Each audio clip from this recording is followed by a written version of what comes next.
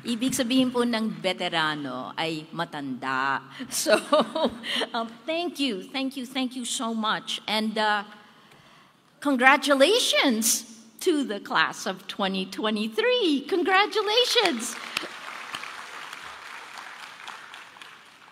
It's such an honor that you have made me part of this ceremony, of this key moment in your lives. Maraming salamat po sa UP School of Economics. For the people who make it run, Dean Joy, salamat po. I will try to pull all the different thoughts together. It was economics, economics. Well, you are experts today in a field that will give you tremendous visibility onto what really moves the world, right? So let me start with this, right? I have bad news. And because I'm a journalist, I'm going to start with the bad news, but I hope that I will also give you the good news, right? Because there's a ton, there is a lot. We are living in a time of creative destruction. This really came alive for me, this concept by Joseph Schumpeter, which I'm sure you studied, describes this process of innovation and destruction, change that leads to the falling apart of industries, of jobs, of economic structures. I lived it when I was Jakarta Bureau Chief of CNN in 1997, when the Asian financial crisis hit. And it was first, it came up through Thailand, and then it hit Indonesia. And the rupiah, the currency in Indonesia, plunged from 2,400 rupiah to the dollar to 14,000 to the dollar in days, right? So what did that mean? That meant that Indonesia's foreign debt, I don't have to tell the new economists, I don't have to tell you, the foreign debt soared, it exploded. But for us, living in Jakarta, living through that meant that, I could go to the store and buy a computer that used to cost $1,000, and it would only cost $100. And I'd go to the restaurant, and the prices would change every day, sometimes every half a day, and forget the markets, right? It was such a time of literal creative destruction.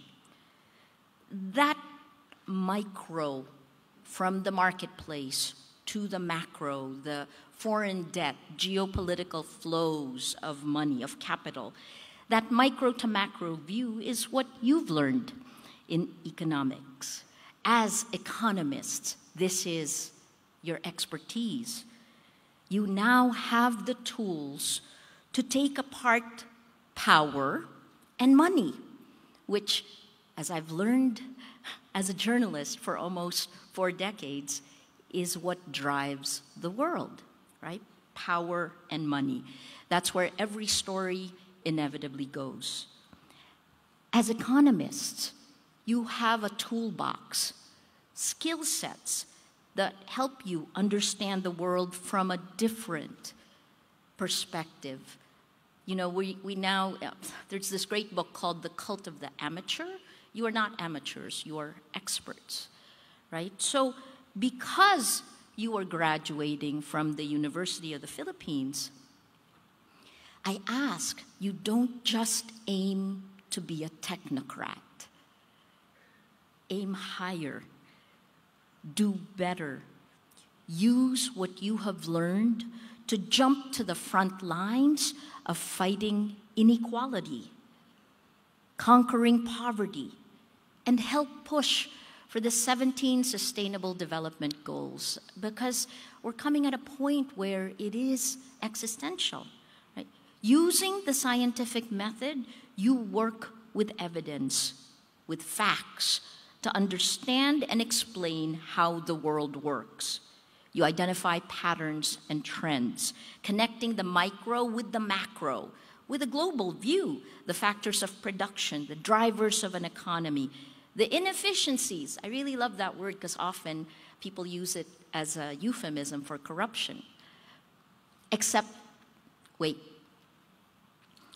what happens when facts become debatable?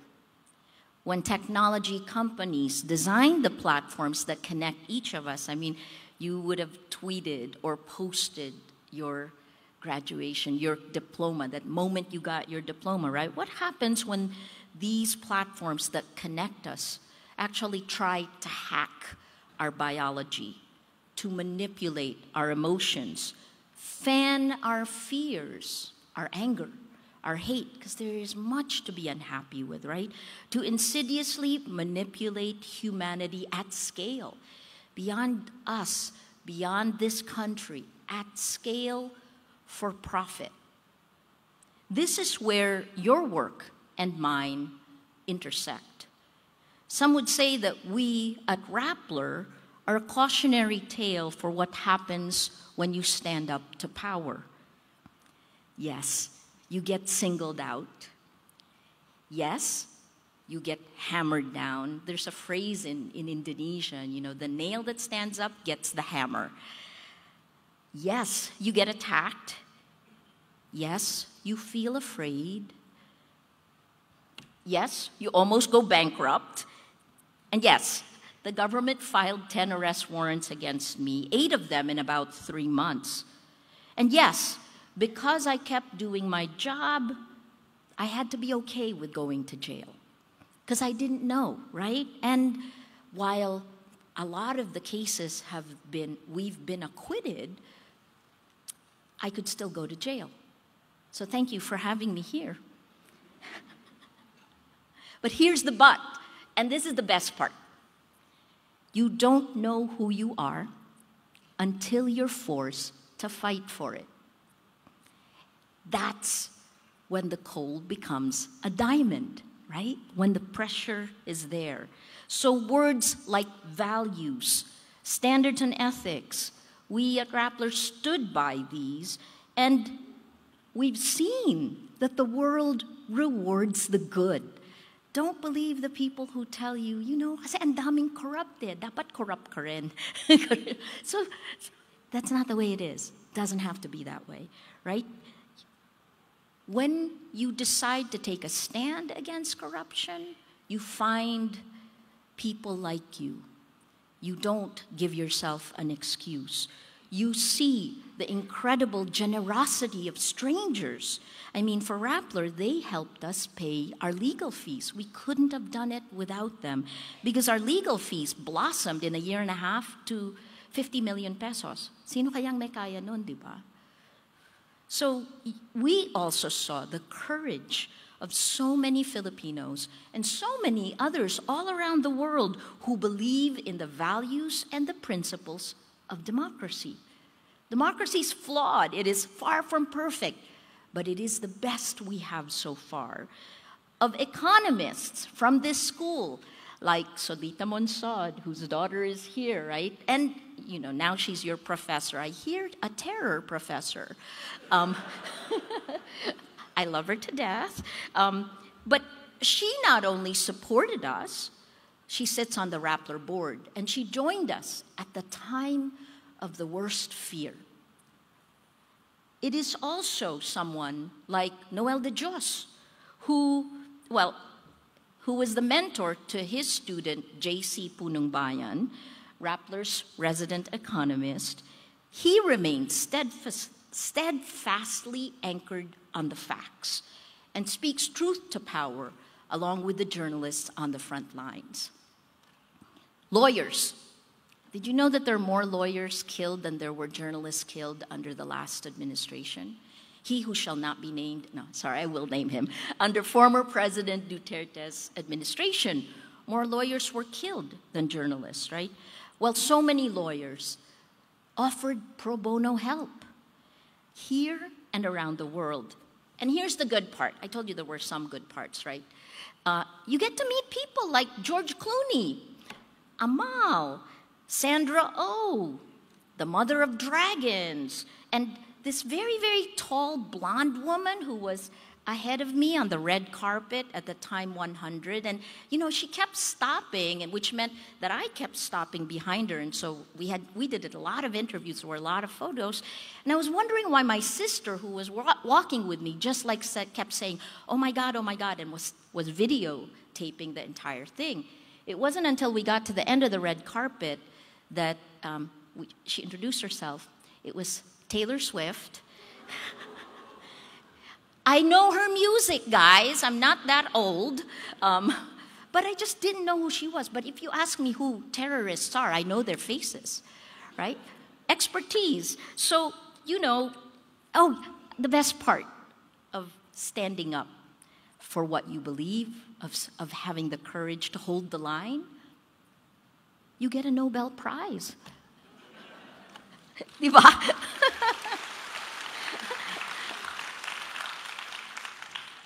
Rappler is a Nobel newsroom, and really, I haven't done anything differently. My news group hasn't done anything differently from those standards and ethics that have always been there. We just stayed the course, right? Because we stayed true to our values.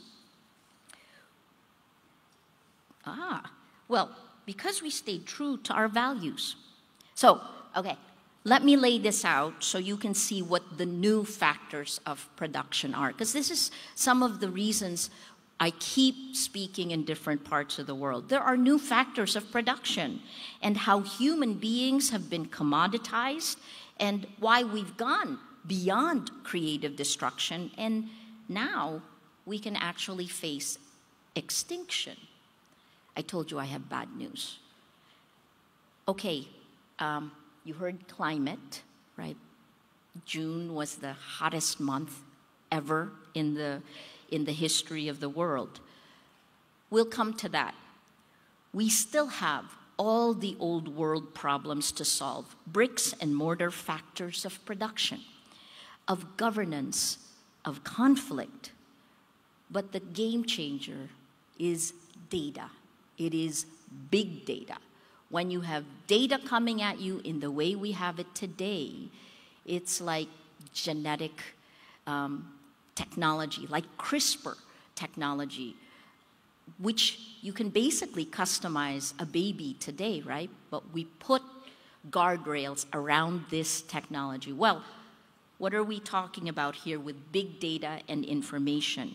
This idea that data is the new oil has been around for a while, but it's gotten significantly worse because the prize, what is being commodified, is you, your attention, the attention economy. And it has a new business model. We didn't even have a name for that business model until 2019, when Shoshana Zuboff, Harvard professor emeritus, published her book, and she named it Surveillance Capitalism. This touches every single one of us. The last time human beings were commoditized in this way, I mean, really, I suppose the very first time, the slave trade, but the last time was labor, right? Physical. It was our physical labor. That was during the age of industrialization. So what happened? We had sweatshops. We had child labor. We had labor coming together. Industrialists who realized that they could create a factory line and make a lot more money because they can make a lot more products. Production was faster. That exploited the people who were on those factory lines. We certainly know this, right? It was the age of the robber barons in the United States. You know their names, Carnegie, Rockefeller. What happened then? Well, labor came together. People came together, and they formed unions to fight for their rights. Society came together to protect ourselves, and governments began to create laws to stop these unfair labor practices. What did those robber barons do? They donated to education a lot of money, right? Who are the new robber barons today? You'll see in almost everything that I say publicly, I point to the CEOs of these technology companies involved in surveillance capitalism, when our atomized personal experiences are collected by machine learning, organized by artificial intelligence, extracting our private lives for outsized corporate gain, like a license to print money.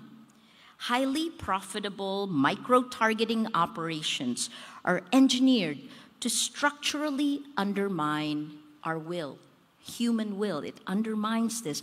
And in the Nobel lecture in 2021, I called it a behavior modification system in which we are Pavlov's dogs, experimented on in real time, and the consequences are disastrous. It's almost like you have a drug company that says, on that side of the hall, I'm going to give you drug A, and this side, I'm going to give you drug B. Let's test it. I think it's going to be good. Oh, the people who tried drug A died. So sorry. And nothing happened. There was no accountability, right? So think about this like this. How many of you have cell phones? Please raise your hand. Do you have? I am positive you all. Yeah. Okay. Does anyone here not have a cell phone? All of us have cell phones. Very good. Who's on Facebook? Please raise your hand. Wala na kayo sa Facebook. We're still there. Instagram. Sino nasa Instagram? Sino nag-Insta na ngayon? And then Twitter. Do we have? I know you're on Twitter. We're X na pala, sorry. X na. Elon Musk, our CEO, robber baron. Sorry. Okay, so here's, for every post you do on any one of these social media platforms, machine learning takes every post you take. JC posts a lot. So it takes that, and then it creates a model of you that knows you better than you know yourself, because it has all your relationships, it has everything you have ever posted, it has, if you're on the dating app, it knows who you like or don't like, and if you're in the marketplace, it knows what you buy, right? So what happens if you replace, they use this machine learning to take that model of you, and then artificial intelligence comes in and takes all of our models and makes that the motherlode database. That's what's used for micro-targeting. But replace the word model, which sounds, it's like inefficiency. It's not quite the right word. Replace it with clone, okay? So they say, because we used machine learning, we own your clone. Did you give permission to have them own your clone? We didn't, no, because they never asked. And if they did, could you get paid? Technically, you should. This should be a bargaining thing, right, in an economy, because they took something from us, and we should get something in return. They say it's just because you get this free service. That's not really true. So Mark Zuckerberg put a value to each one, and the people who know this actually said the value is very low, but he said that our clones, your clone is worth about $17 for every 3 months. Okay, then maybe they should pay for it. Here's the part that's interesting. One clone is $17, but 100 million clones gains much, much more value in aggregate. The larger the data set, the more valuable it gets. So what's the value of your clone in this huge data set? Engagement-based metrics of these tech companies mean that the incentive structure of the algorithms, and what's an algorithm? It's just opinion in code, right? An algorithm is a machine that's been programmed, opinion in code. It's implemented at a scale that we could never have imagined.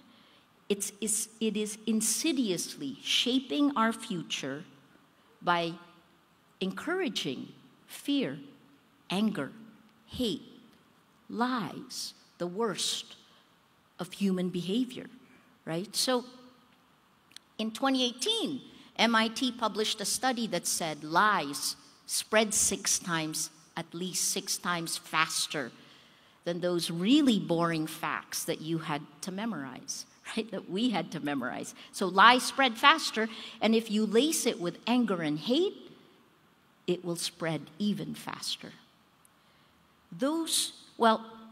All of this is data that we've found in Rappler. We've found here in the Philippines. And these next three sentences I have said over and over again since 2016. I really felt like Cassandra and Sisyphus combined. And I said it at the Nobel lecture. I will say it to you again, just in case you didn't hear me before. Ang kulit, ano? Sabihin ko siya uli. If we don't have facts, you can't have truth. Without truth, you can't have trust. Without these three, we have no shared reality. We can't work together because we can't even admit what the problem is. We cannot have democracy. Journalists, human rights defenders, anyone under attack, we are defenseless against this information warfare because that's what it is. And at this time, the move for profit, a lot of money, and authoritarians using this technology to consolidate power, these align. Last year, VDEM in Sweden said that 60% of the world today last year was under authoritarian rule. This year, this January, that number went up to 72%, right? So 72% under authoritarian rule. The same methodology is used all around the world, and we saw it here in the Philippines. It's strange. The two biggest stories of my career were 9/11, the 9/11 attacks, when the airplane crashed into the building. That was actually in a 1995 interrogation report of someone arrested here in the Philippines, probably the first pilot recruited by Al-Qaeda. His name was Abdul Hakim Murad. So it was an attack against the US, but they were testing it out in the Philippines. The second biggest is information warfare, right? And we were tested. We were the guinea pigs. America was the target. In the Cambridge Analytica scandal, Americans were the most compromised accounts, but the country with the second most number of compromised accounts was us here in the Philippines. So we're the testing ground. The same methodology is used everywhere around the world, and if you've been attacked online, it's the same. You know this. Bottom-up, exponential attacks on social media. In my case, it was at least 90 hate messages per hour. Pounding a lie 1,000,000 times, that becomes a fact. And then that comes top down from the president, in our case. In our case, the meta-narrative that was seeded is journalist equals criminal. So that was pounded 1,000,000 times bottom up. And then a year later, President Duterte, in his State of the Nation address in 2017, said the exact same thing.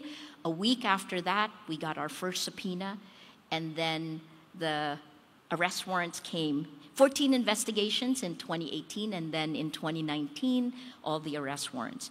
In my latest book, How to Stand Up to a Dictator, I showed where we first saw this information warfare globally, right? Where was the first impact in the world? It was in 2014, and it was Russia seeding meta-narratives to annex Crimea, kind of these meta-narratives that said, you know, it's Nazism that is there, the Crimea needs to, you can see this come out on Twitter. In fact, I got some of them here. In the prologue of the book, you saw the same thing, pound and suppress the facts, to silence the facts, then replace it with a meta-narrative that they wanted. That becomes the new reality. That meta-narrative is the same one that was used 8 years later by President Putin to invade Ukraine itself. Now we have our first conventional war in decades. 2014 was the year. That was also the year we saw information operations that literally changed Philippine history, transforming the name Marcos on social media first from a kleptocrat to the greatest leader the Philippines has ever had. It truly, in plain sight, made me really think about what Milan Kundera said. He said, "The struggle of man against power is the struggle of memory against forgetting. We can erase it. We can have multiple realities." This is what technology says.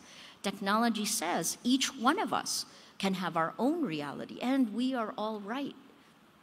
That's not correct in the public sphere, because the reality is that there is no difference between the online world and the real world. Physical and virtual. There's the same person that is in both. There is only one world. Online violence is real world violence. And here's the thing we have all come to learn. If you can make people believe lies are facts, then you can control them. In my Nobel lecture, I said that an atom bomb exploded in our information ecosystem, and because we need to prevent humanity from doing its worst, we need laws to protect us. This isn't a freedom of speech issue, it's a safety issue. It's an engineering issue. These tech companies, the new gatekeepers into our public sphere, is the least regulated globally. Cambridge Analytica whistleblower Chris Wiley, he came to the Philippines, and we just did an event with him in May. He reminded us that a toaster has far more safety regulations that it has to pass before it gets in your home, far more than the software that we carry with us in our phones. All of us do that, right? So the platforms want you to debate content moderation, because if you're stuck at content moderation, they make more money. You know this, deflect. Algorithmic amplification, the operating system, that's where we need to go further up. And then we need to go even further upstream to the root cause, the business model, surveillance capitalism. That's where safety, privacy, antitrust, content moderation, that's where it all connects. Right? These are not separate issues. Here's the thing. I think of our information ecosystem like a river.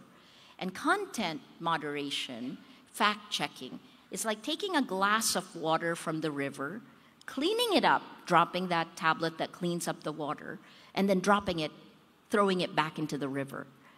What you need to do is you have to go up to where the pollution is coming from, where the lies are coming from, and stop that. That's where the laws need to come in. And then we can begin to rehabilitate that public sphere, the river that runs through all of us, right? Okay, so at the end of April, I was actually I kicked off an event in Oxford. I talked about many of these same issues. And then the man who followed me was Al Gore. And he said that, well, he talked, of course, about climate change. He's been talking about it for decades. This month, he pointed out, and that was already then, was the hottest on record. What he said on stage was that you cannot solve the climate change crisis until you solve the democracy crisis. And you cannot do that until you fix the information ecosystem. I became a journalist because information is power. If it manipulates our biology because of the design, that needs to stop. We cannot solve global existential problems if we don't win the battle for facts, right? How do we do that? It's an economic problem. This is right in your wheelhouse. This is what you need to fix. But, it's about to get worse. AI artificial intelligence, which has already beaten humanity at the first contact, right? The machine learning in social media, creating cascading failures that has turned our politics all around the world into a gladiator's battle to the death, bringing with it a whole slew of social harms that we have yet to fix. If you're a woman, LGBTQ, if you were marginalized in the real world, you were further marginalized online. This is part of what a whole group of Nobel laureates came together to ask, that this coded bias be stopped. But here's the other part. Globally, we are electing illiberal leaders democratically. Because if we don't have integrity of facts, we cannot have integrity of elections. We didn't learn from the first time we rolled out social media, right? So in November last year, the same week that my book came out, generative AI, large language models, LLM, far more complex and sophisticated, was released publicly. It's a real-time experiment that will further test our humanity. And if social media was exponential growth, generative AI is exponential. You know, as in it is beyond the scope of human comprehension. That's where social media was, right? Now, imagine double, triple, quadruple that pace of change. And what do I mean by that? Let me, essentially, large language models is just the machine being fed everything.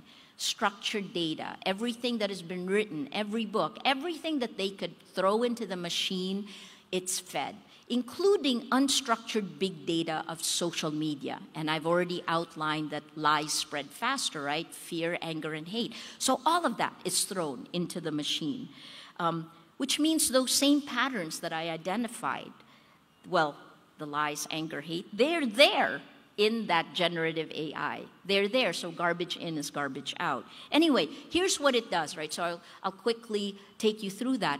What the LLM does, that generative AI, is it can go word by word. And instead of a human mind, when you're thinking through what word will I write next, it uses parameters, right? And the parameters are huge. GPT-1 was kind of uneventful, right? There wasn't a big change because the AI was already there in search and in other things. But GPT-2 had 1.5 billion parameters. So think, what's the next word? 1.5 billion parameters, GPT-2. GPT-3 went to 175 billion parameters. You see the exponential. 1.5 to 175 billion. Looking through, those are the parameters. And GPT-4, which came out this March, this is 1 trillion or up to 100 trillion parameters. This is the machine that we're dealing with. If the first generation AI was curation, what to feed you on your feed, what to recommend. The next, this generative AI is creation. Have you tried it? Who's tried ChatGPT or Midjourney? Who's tried? Raise your hand. You've created, right? It's changing us. It will change us. Here's the crazy part. It still has no guardrails, right? And the responsibility of protecting us is left in the hands of the men who will want to use it for the most profit. We, me included, are part, I took it in the first 2 months. So if you did this in the first 2 months, you're part of the 100 million that was training the large language models of ChatGPT for free. 100 million of us signed up around the world. But here's the hard part. If social media weaponized our fear, anger, hate, our tribalism, what generative AI looks set to do is to manipulate the inherent loneliness that is inside each of us, right? Check out replica.com. Okay, here's the thing. A few months before OpenAI released ChatGPT, there was a survey. About 800 of the people on Silicon Valley took this survey, and they said, 50% of them said, that if this is released publicly, that it would lead to an extinction event of us. That was in August 2022. ChatGPT was released in November. Bard, Llama, all of the different GPT, there are thousands now that have been rolled out, right? So, yes, we are using it, and you have to use it. We are too in Rappler, right? Because we have to. That's part of the arms race. And we are helping them develop this. For our presidential elections last May, there were 18,000 simultaneous elections, right? We wanted to have a biography for every single person running in every one of those races. Rappler only has 10 reporters. So what we did is we took structured data and fed it to GPT-3. So that's 175 billion parameters. And the machine created almost 50,000, 49,000 pages. On every page on Rappler, it says this page was created by OpenAI GPT-3 and checked by Rappler Research. Less than a month ago, Rappler began testing generative AI on our CMS, on our back end. And we began to roll it out for you, right? So you may not, we didn't announce it. We wanted to see whether or not this ChatGPT, this generative AI, will it lie? Will it hallucinate? What are the parameters that we can put in place so that it's accurate, right? Because that's the first step of a news organization. If you go on Rappler, you click, there's a black button that is on top of the social sharing buttons. That generative AI will give you a three bullet point summary of every article on Rappler. Will it work? So far it has. It's been 3 weeks. We thought really hard about this because it cannot be wrong, right? It cannot hallucinate. So far, we narrowed the parameters so that it will be accurate. The experiment is working. Rolling that out, even if it works, will change the way we read, right? Will you read more or read less? Tell us what you think. If you see an error, there's a way that let us know. And so for me, if this lies, we'll have to take it down. But so far it hasn't. How can we use the tech for good instead of to insidiously manipulate us? Okay, let me end this. I've talked about a lot of things. I feel that we don't talk about the big picture enough. And we're like every other country around the world. We're focused, it's parochial to some degree, but we live in existential times, and what you each do matters more than ever. Here's the other part.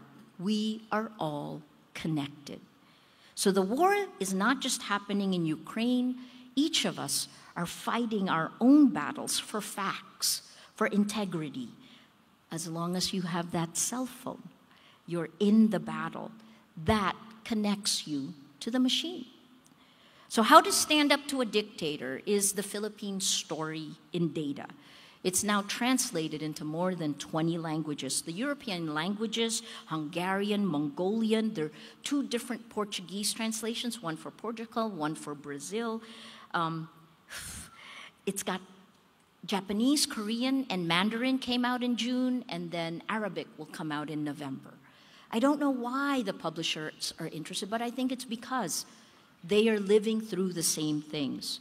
I wrote about the Philippine experience on data, on social media, how for 6 years in a row we spent the most time on the internet and on social media globally. Remember the attention economy, right? They want to keep you scrolling. But if you're not learning, if you're feeling hateful, get off because someone is making money from you.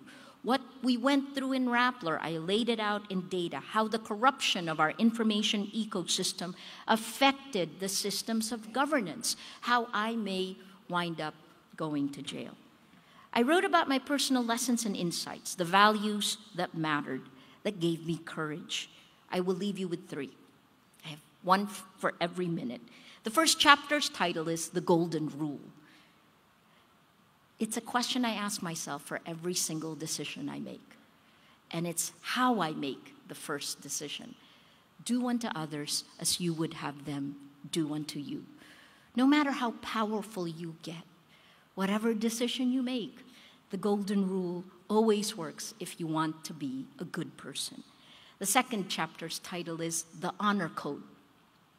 I went to Princeton University where we have an honor code, right? Every student coming in, it's very similar to what you have, but this one's more specific. When a professor gives an exam in a class, the professor will walk out, and you can actually take that exam paper and go outside, and you can do it in the cafeteria, go to your room, as long as you return the paper or the test, and at the bottom, you sign your honor code. You pledge on your honor that you will not cheat, but here's the other part I like best. You pledge that you will also turn in anyone you see around you who cheats. You are responsible for the world around you. I took that honor code when I took over as head of ABS-CBN, and we adapted it to ABS-CBN. Their code was, we will not be corrupt, and I will be turning in anyone that I see who is corrupt, no matter how close they are to me. It's how we take responsibility for our world, our areas of influence. The last one is chapter 3, The Speed of Trust. The subtitle is, Be Vulnerable. I'm telling you, in order to be strong, you have to be vulnerable, right? Why? Because the world moves at the speed of trust, and you have the best ability to get trust and to be trustworthy if you lower your shields.